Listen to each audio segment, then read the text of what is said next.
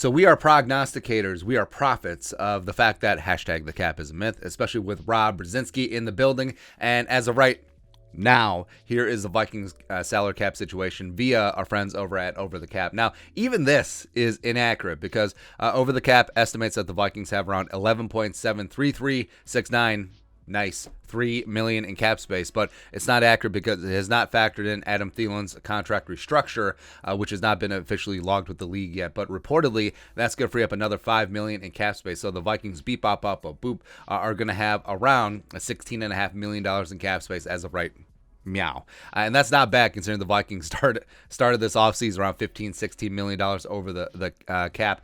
And the fact that the Vikings didn't really get rid of anyone except for Michael Pierce. And then they did sign Jordan Hicks as well as za'darius Smith and Harrison Phillips. So it's a pretty damn nice offseason for adofo-mensah and company so far. And the way the Vikings have done it is what you would expect. The Cousins one-year extension, which lowered his cap number, the Harrison restructure, the Thielen, well, it's not really a restructure, it's really a new contract and a raise, as well as the Daniil shifting of the roster bonus to a signing bonus. So the Vikings have moved some things around, and also, if they want to free up more cap space, like if they do want to sign J.C. Treader or Honey Badger or go after some other free agents, they could still do it, since, as you see, Kendricks and Dalvin still have cap hits of $13.5 and $11.88 million respectively. So they could certainly free up some money if they wanted to redo those contracts. And here's what always comes up. So the fact that, the rookie class, you do have to factor in a salary cap for the rookies. But I feel like it's an irrational fear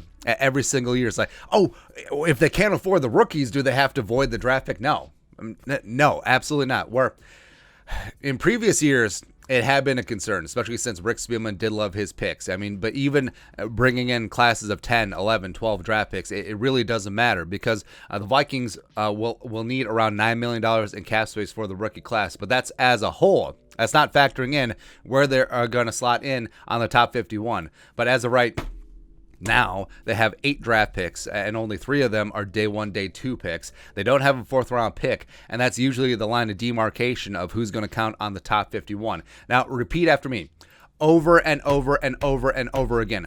Only the top 51 contracts matter in terms of salary cap calculation this time of year, all the way up through final roster cuts before the start of the season. And as you can see, the Vikings have 64 total players. Only 51 of those contracts count against the salary cap. And not every rookie that comes in will qualify because, like we said, it's usually the day 1, day 2, as well as 4th-round picks that count against the salary cap for the top 51 calculation.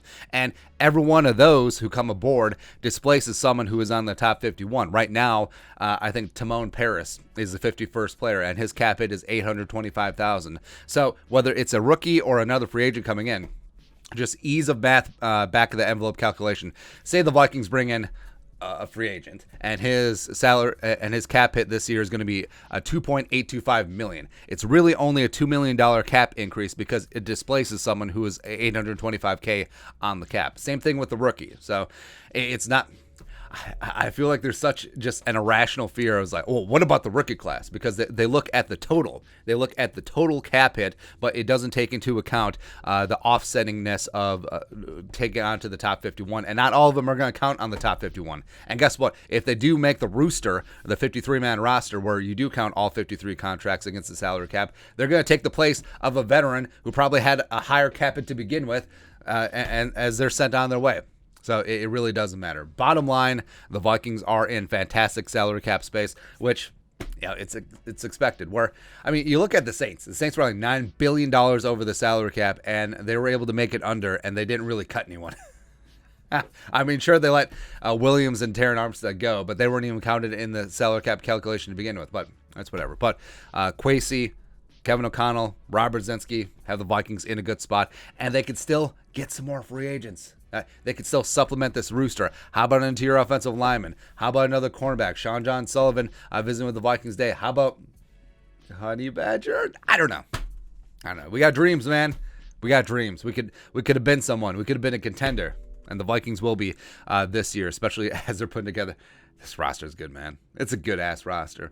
But anyways, your thoughts on our thoughts, the Vikings' current cap situation as of right Meow. Let us know your thoughts in the comment section below. Subscribe for daily Vikings takes. Want to support the work? Put a little something in the Venmo. But until next time, Skol, production value.